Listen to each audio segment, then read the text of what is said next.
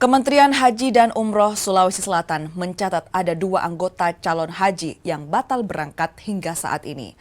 Keduanya diketahui tak memenuhi syarat untuk bisa berangkat berhaji. Hingga kloter ke-10 embarkasi Makassar, Kementerian Haji dan Umroh Sulsel mencatat ada 2 anggota calon haji yang batal berangkat ke Arab Saudi. 1 anggota jemaah batal berangkat lantaran dalam kondisi hamil muda, sementara 1 anggota jemaah calon haji lainnya alami sakit demensia. Selain batal berangkat, Kemenhaj mencatat ada 1 jemaah asal embarkasi Makassar yang meninggal dunia di Arab Saudi. Ada jemaah yang batal berangkat 2 dan tunda berangkat 1. Yang batal berangkat 1 karena hamil, ya. Yang kedua karena sakit demensia.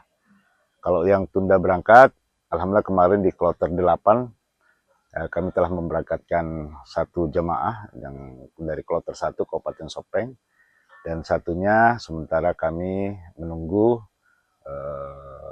kloter yang seat kosong. Apabila jemaah tersebut sudah layak terbang, kami akan berangkatkan ke kloter selanjutnya. Ada informasi yang meninggal juga jemaahnya?